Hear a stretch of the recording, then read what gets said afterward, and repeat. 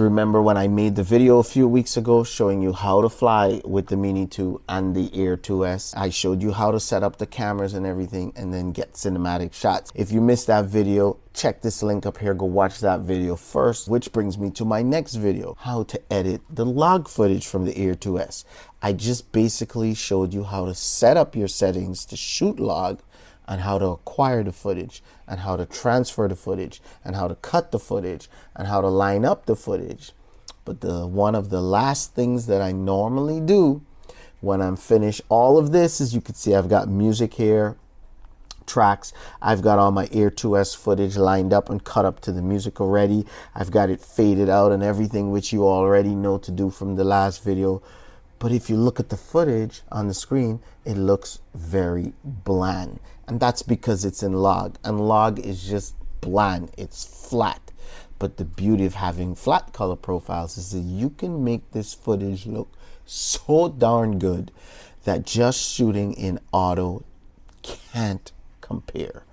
Why, you ask? Because number one, log footage is 10-bit. And 10-bit is the mwah. 10-bit means that you have a lot more colors compared to when shooting in standard color profile, which only has 8-bit colors. On top of that, log footage has so much information. That's the reason why it's flat, because it doesn't color the image for you. It collects as much information as possible so that you can color it yourself. And that will give you not only more colors, but it'll give you more range, as you will see, to push this image and just make it pop that no standard color profile in this drone or any other drone can give you. So I'm excited. Log is my thing, and I want to make sure that you guys can step your game up so your footage can stand out.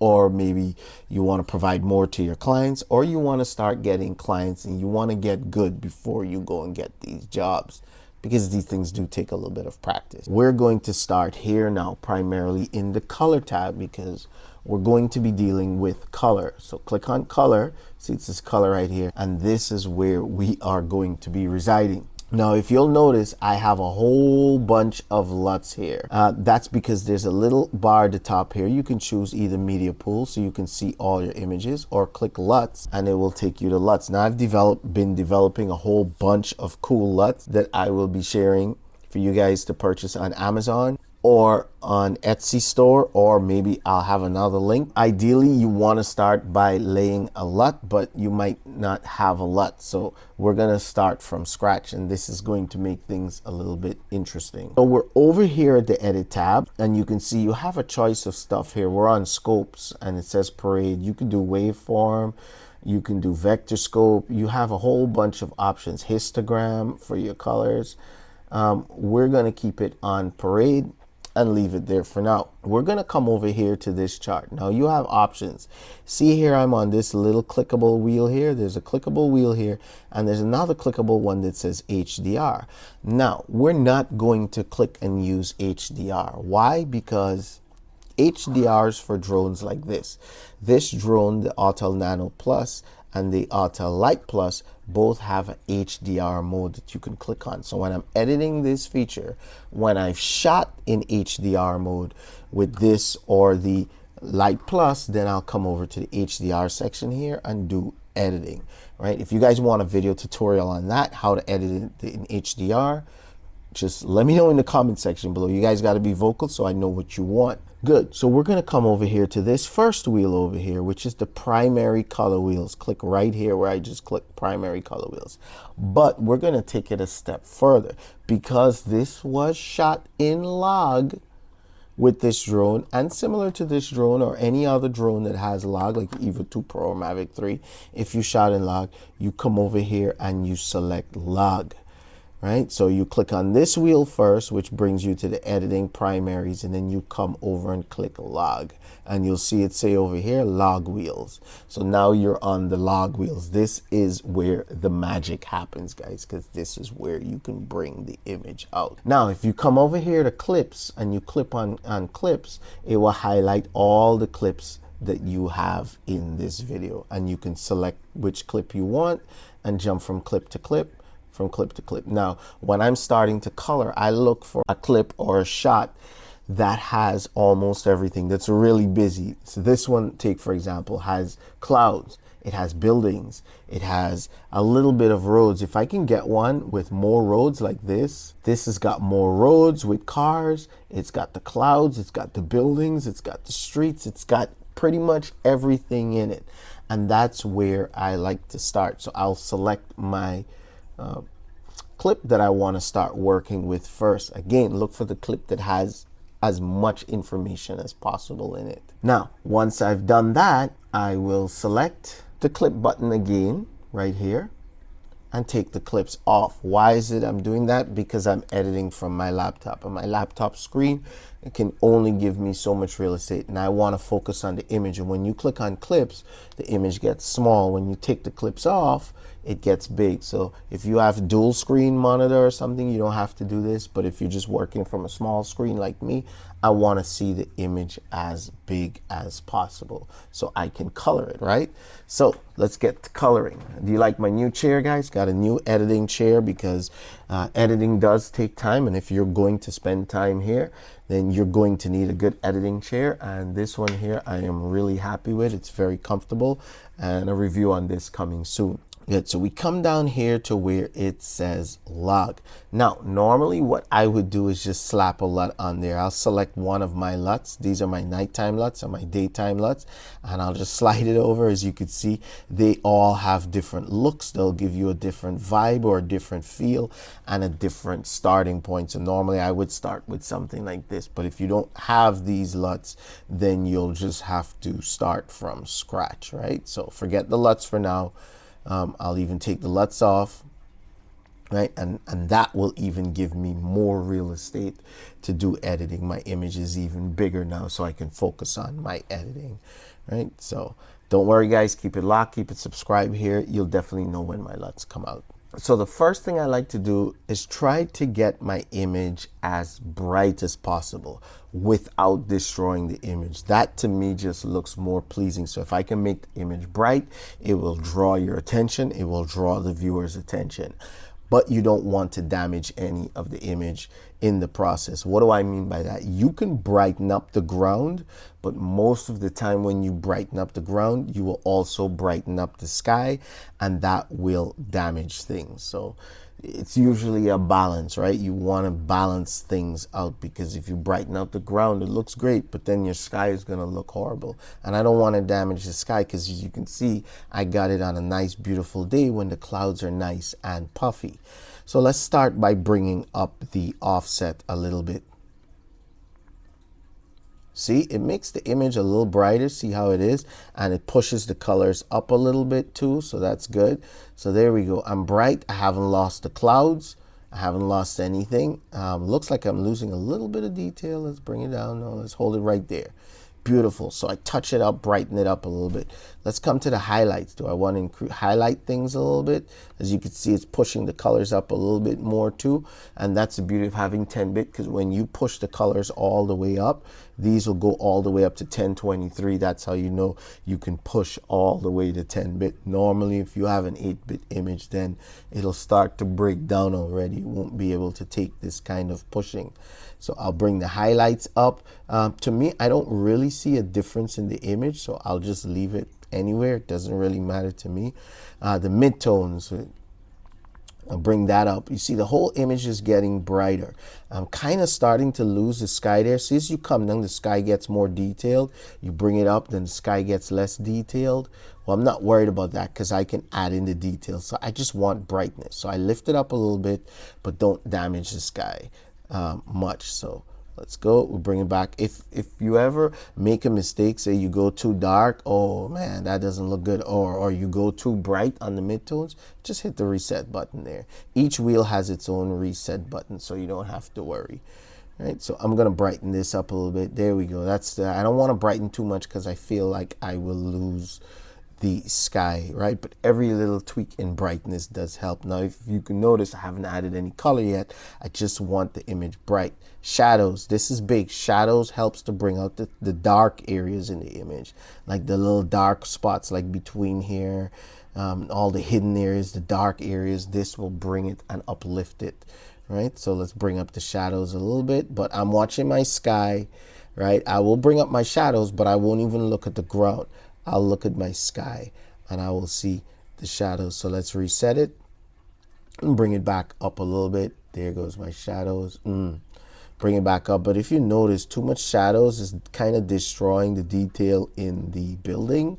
So you don't want to bring it up too much. So I will just look at that building. Just a touch, 0.03. Yes, the little things go a long way. You have to have keen eyes, you know, put your glasses on. If you need a bigger monitor, switch over to a bigger monitor so you can see. My eyes are pretty good, so, and I'm used to editing on my laptop, so I can see pretty clearly. But if you can't, just switch over to a bigger screen. Good, so I've got my image as bright as possible. Next, I'm gonna hit my ring settings over here because these help to bring out detail. So I'm gonna hit the ring. See, when I push it too much to the right, I'm losing the sky. Too much to the left, it's just too bright. And you can double tap on ring and bring it back to the way it was. So don't be afraid to push these things left or push them right. As you can see, pushing it left just pushes the colors and compresses the colors all the way up and smushes everything. So reset it. Let's bring that up a little bit. My image, oh look, it kind of brings the image to life when you go left. But look, you're losing some detail between the clouds here. But it is getting brighter, but that's what I don't want. I don't want to lose the clouds, right? So I will push it left just a tad. There you go. And I just give that little extra brightness to the cloud. It's what, 0.516. But these are the things, these little things that add up that really make the difference. Now, contrast can help things to look detailed as well. So a lot of times you want to push your contrast. So DJI footage, however, is very contrasty. You see what it's doing? It's stretching the bottom and the top of these colors out. And DJI is known to be very contrasty. So as you can see, adding more contrast just gives it a nice, more kind of a detailed look. Look at the cars and stuff. I'll zero it back. Everything looks just kind of, it's bright, but doesn't look very detailed. But as soon as you push that contrast up to the right, push that slider up to the right, everything starts to look more detailed, right? I'm not too much of a contrast person, so I'm going to keep my contrast a little, just a little bit. There you go, to give some definition in the glass and stuff like that. My glass looks flat. I'll just give it, see that? The glass gets a little dark, a darkening in it. So I'll just touch my contrast just a little bit. That's it. This one is pretty big here, mid-tone and details. This a lot like contrast, but it will add a lot of detail to your image. I want my image to be detailed. I've brightened it up. Now I want to give it as much detail as possible, so I will push this detail slider. Look at that. That detail is insane. Now, some people say this looks unrealistic. Like, look at the clouds, right? They just went like, whoa, you could see all the outlines, all the puffs. Look at the building and everything. There's just so much detail. That's 100%. Now, you can go with that if you like that look, and that really changes the look of this image. But let's zero it back, and you can see it looks a lot less detailed now, right? So this detail, mid-tone details here is very important. You can crank it up to 100 if that's the look that you're going for. A little too strong for me, although I'm tempted to use it. And, you know, color grading and editing your footage is a lot to your taste, to what looks nice to you. So if this looks pleasing to you, go right ahead and put those details in. But this is real detail. This is not like contrast, which is fake detail. This gives you some, I mean, look at this shot, it looks very detailed. Even the clouds and stuff. Now that I've got the detail, might as well bring up the shadows, right, in the ground. Bring them up a little bit. Bring them up, bring them up. Yeah, I got detail, so I could push the shadows, and that makes the image look even brighter. Even brighter. And I'm not going crazy on the shadows, 13, and I still maintain my detail. So now my image looks detailed, and it's got brightness on the ground. Look at that. You could see all in the streets. You could see between everywhere. There isn't a dark spot in this image, right? And that's the difference. You'll never be able to pull this much detail and brightness on the ground and in the sky. If you look at the sky, preserve the sky as well. You'll never be able to do this on normal color profile. And as a result, your image just will never pop as much, right? So this is great. I've got the shadows up. Now it's time for me to push the colors. Saturation. Pushing the saturation is simple. From 50, they start out at a 50. I will go. Now saturation as well is to your taste, right? It depends on how colorful you want your image to look. Boom. Well, I will stop at around 70. Boom, I'm at 70. Looks nice, but this is 10-bit. Look, those colors are going up to the 1023 line. As you can see, it's going up there, right? And it's holding it. So yeah, that's some 10-bit in your life. You could also boost the colors here. So if you want them to pop more, just boost the colors up. Boom, you see, you can boost. Now this looks kind of unrealistic, but some people would like that look. You want to keep it more natural, then you won't boost it as much. So my color boost, I'll take it probably to 10 or 11. There's no way I'm going to 100, that's too much, but I like 10 or 11, somewhere around there is where I like to boost and bring everything to life. The yellows on the taxi cabs all the way here looks yellow. The red on the reds here look red. Everything just is blinging. And this is it. This is your basic grade, right? You can also play it a little bit to see how it plays out. Oh man, this looks good. I want some more definition in those clouds. I want those clouds to talk to me. So I'm going to come back here and push the midtones a little bit, right? I want those clouds to talk. Push those clouds a little bit. Oh, are they talking to me? Yeah, look at that. They're talking to me at 100. And this image is holding. It's holding up, right?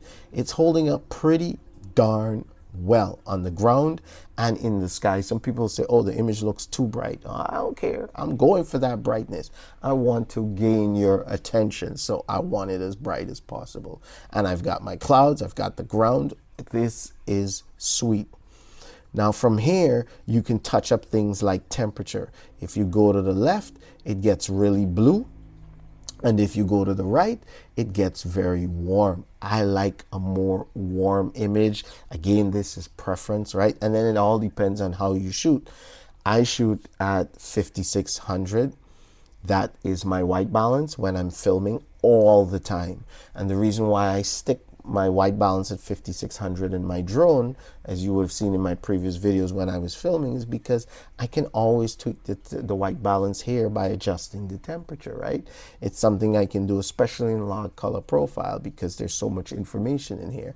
I can change the temperature without damaging the image. Right, so right now I went 160 to the right and just warmed up the image. Look at what it looks like normally, a bit on the blue side. So we're gonna push it back again, probably to 160. I'm liking this 160. I'm liking the warm effect. The sky still looks blue. Everything looks good. I am liking it. Now, some people will say, oh, the DJI, you can always add sharpness. I don't think that this image needs sharpness, but if you do feel like you want to sharpen it up, come over here to this little triangle over here and click on that. And then come to the bottom here where there's like a little triangle. This is your sharpness icon. Boom. You click on that and you'll see it says blur/sharpen, right? Not this one that's blur, not this one that's blur miss, this one that's blur sharpen. And then you can bring the radius down and that will sharpen the image up, but not too much down, right? Now it looks cartoony. That's crazy, right? What you can do to this image, again, there's a little reset or refresh button right on top of the sharpness. Just go ahead and reset it and that will reset your sharpness. But let's bring it down a little bit and then sharpen up this bad boy. Oh, that is so sharp. That is crazy. I'm actually going to leave it at 0. Sometimes I'll bring it down to like 47 or 46 just to sharpen it up a little bit. But I feel like this image is sharp already. Wow, this image is sharp already, but what the heck? Let's just leave it at 47, right? Again, normally it starts at 50. You can bring it down to 49. That'll add a little bit of touch. 48. 48 is good enough for me. We'll leave it right there. And that's something you don't even have to do, only for the people who are like sharpening junkies, right? And this is what we talk about. People say, oh, I like the image straight out of camera. I like this out of that out of camera. Once you start color grading and you get used to doing your own stuff, you're not going to like anything out of the camera. Yeah, you're going to be like, yeah, it's good if I've got a quick rush thing or I'm just going up to catch a little simple shot. But once you start getting involved in this stuff and you see how you can manipulate these things, nothing will ever be good enough for you, and you'll find yourself shooting in a flat color profile or in HDR, which we can talk about later. in a later video, and you'll find yourself tweaking and messing with these things a lot. So let's come back over here to the wheel and make sure that we are in log, of course, so we can continue editing in log. Now, I don't like the sky. To me, the sky is starting to pale out or starting to lose color. So what I will want to do is just kind of richen up the sky a little bit. So I'm going to come over to this section over here. This little wave pattern over here, which is your curves. See, it says curves custom, but I'm not going to go to custom. I'm going to click this little wheel here, which is hue versus hue, and then come over here. The next one is hue versus saturation, and I'm going to tweak this a little bit to get this sky a little brighter. Now, if you notice when I'm hovering over the sky, there's like a little dropper over there. That little dropper will collect the color information when you click. So just click on your mouse pad, click, and you will see below here, it shows you in this black dot that sky falls within this range. Now I can push it all around and change the color of that sky. Look at that. Look at that. I can even take the color out of it. This is insane. Insane. Look at my sky now. Now, it doesn't only do the sky, it does every single piece of color in that video, or in that clip, I should say, that has that color. It will shift it for all. Again, if you mess things up and you're like, oh, I don't like that, I like this, or oh, this, look at that. You want a gray, cloudy, murky sky, you can go for that effect too, right? You want it nice and blue, there you go. You got it nice and blue, right? Just pop up or brighten up the sky without damaging the image. And if you made a mistake, don't worry, just hit the reset button right here with this little circle with the plus arrow, and it brings it back to what it was. And if you like it that way, then you like it that way. One other thing I'll show you, if you come over here to this spider web and you click on that, you see you have a spider web here. Again, hover over the sky and tap on that pointer to collect that information. Now, before I go any further, I noticed that the edit tab became yellow, and that means that I haven't saved in a while. So I'm just going to hit file and save project, so that way I make sure that everything is saved. Good. Now you notice there's a little red dot on that spider web because this blue section in the sky falls where this red dot is. So I can drag this red dot forward, look at the sky. The sky is going to change color and turn to a different color, or I can drag it back and take the thinning out of it, or I can start going up and changing the color, or down and getting more dramatic. Now look at that. Have you ever seen a sky like that? That is ridiculous, right? So there's a lot of ways to mess with these colors. Crazy. And again, if you mess it up, don't worry. Wow, that's kind of like that's weird. Back to the Future. If you mess it up, don't worry about it. Just hit the little reset thing right there. Boom, everything goes back to the way that you left it. But I don't like the way that this does it right now. It's a little bit more finicky. There you go. Actually, I could change it right here. I'm changing the tone of the sky. Let's come forward to change the depth. Oh, look at the color of that sky. Have you ever seen a sky that rich? That rich. Let's go this way. Make it a little darker, make it a little brighter. Oh my gosh. That sky is insane. It is insane. Let's make the sky purple.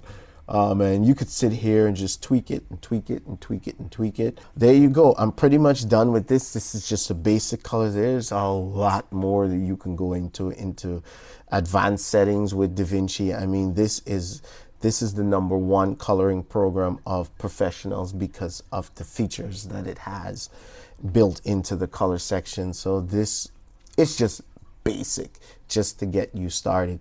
By the time you're done 20 or 30 or 40 videos and you've tweaked them, you've messed around with it, because just watching this is not going to help you. You have to execute. You have to go out, set this camera to log, set it up the way I showed you in previous videos, record those footage, put it in there, put it in your timeline, line it up with the music and stuff like that, start coloring and playing around with these settings, and then you will get good at it. I promise. what we will do is come back to our edit tab over here at the bottom, click on the edit tab and make sure that you're on that shot. Now that shot looks great, but then it goes back to the flat shot, right? And the shot before is flat, and then it goes into this one because I only colored this one clip. So what I'll do is I'll right click on this clip and I'll hit copy, just hit copy. And then I will highlight all of the clips. Right now, you don't have to do this. You can go to each clip and color it, but this is just a fast way to make sure all the clips are pretty much looking the same. So I highlight all the clips except the clip that I'm on.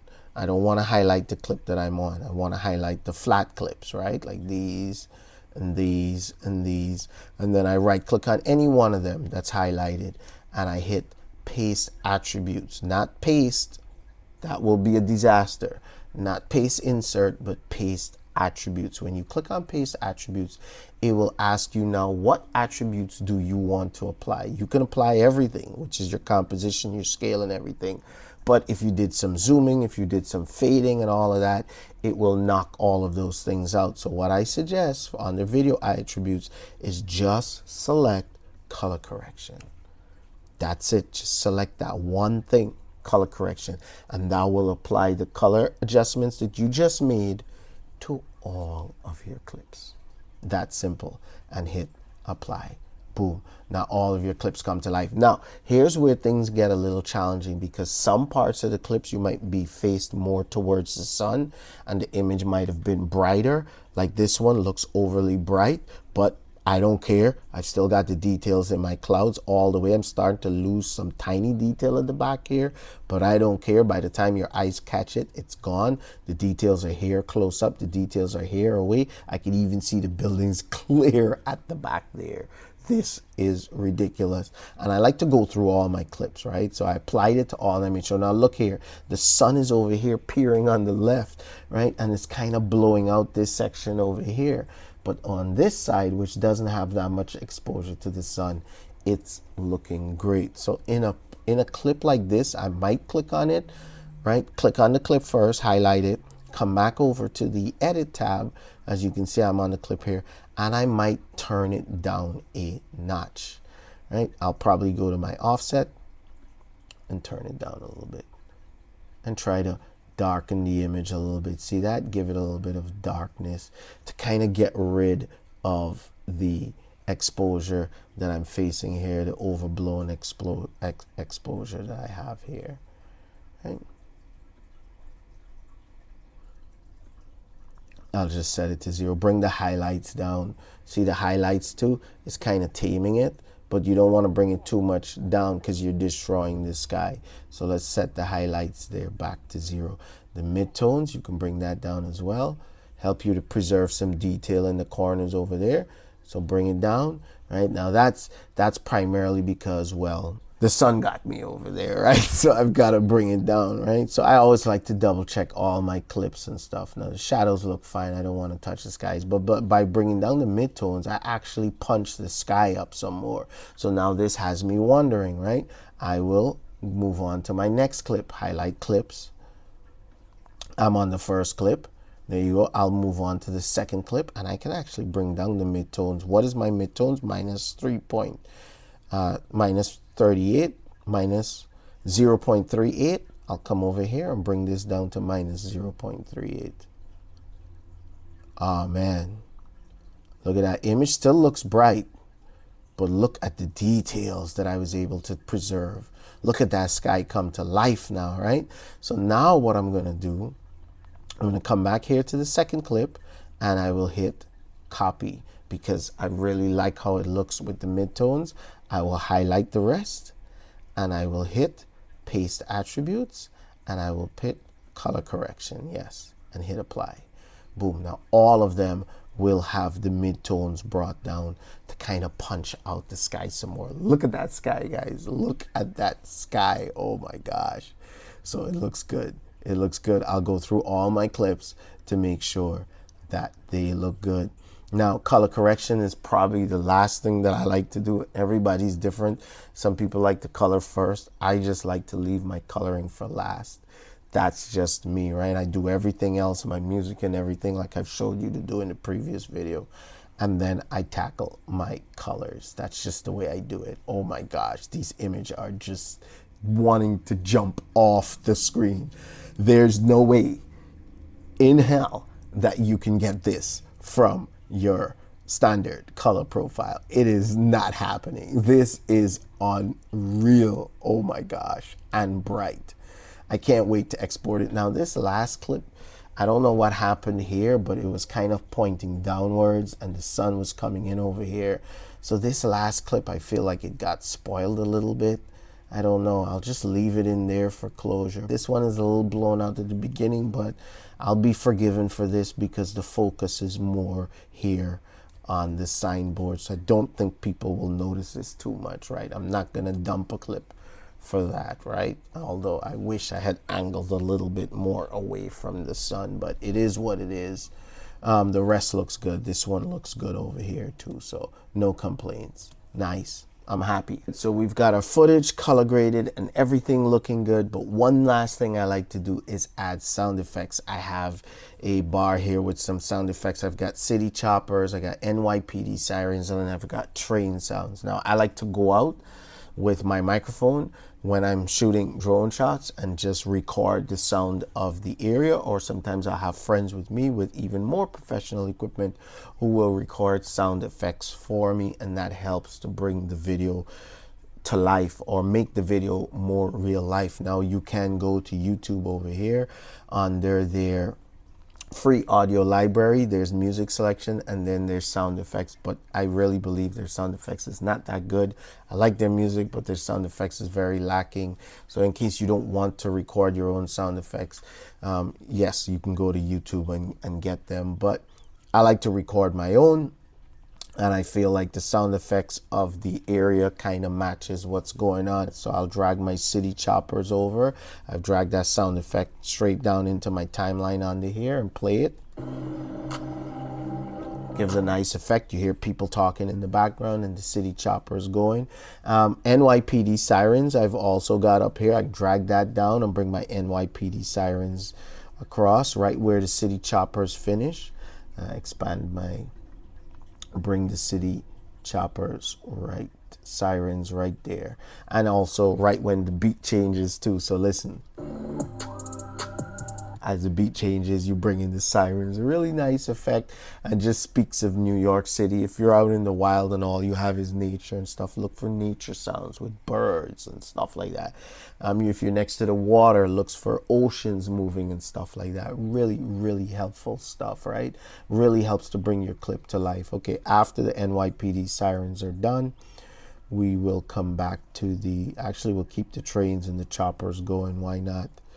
Bring the trains and the choppers. These are never ending. Bring the trains and the choppers back up. So we'll have NYPD there with trains, with choppers. Hey, NYPD and choppers, right? Typical day in New York. Somebody's stealing somebody's car or something, Grand Theft Auto. I'm just kidding, but you get the point. It helps to bring the city to life. So right here to close off, our last shot is a train shot. So I actually have a train sound effect. I'll drag that in and bring it in, fade it out, of course, right? Just drag this line at the end here and fade it out. So that way it fades out, because that's the last clip. And yeah, I also faded out the video as well. Why is the video so tall? I don't know. I also faded out the video as well, so it's not just the train. I also faded out the first audio file as well, so you can hear all those. There's the first audio file. That one is faded out as well. So I faded out the music, I faded out the actual video, and now I'm going to fade out the train, so everything just kind of ends. I like to play back my clip just one more time to make sure that everything is on point, and let's check it out.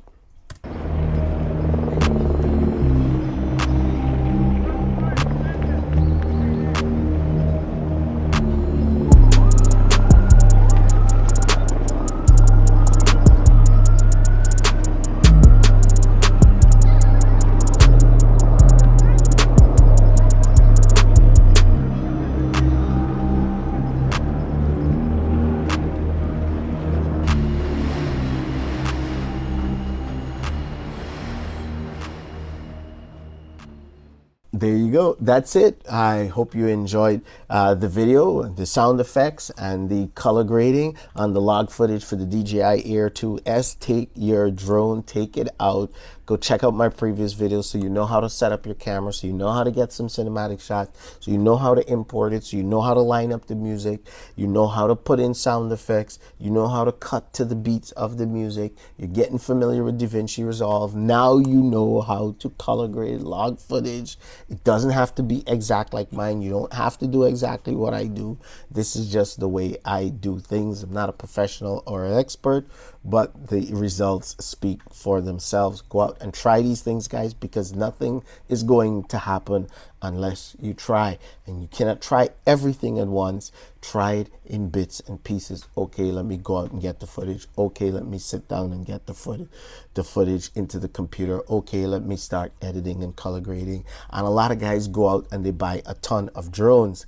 Instead, I always recommend you get a good solid computer and at least one good solid drone that you can practice on and learn with. All the other drones are just fluff. You need to have your main squeeze or your main guy. In my case, it's the Air 2S. Get whatever suits you and make sure it has that 10-bit log footage inside, and you can get yourself some stunning, amazing shots that separates you from the crowd or helps to put you in line for getting client work and delivering good, solid footage to your clients, right? And that doesn't only stand for drone footage, it's also ground footage as well.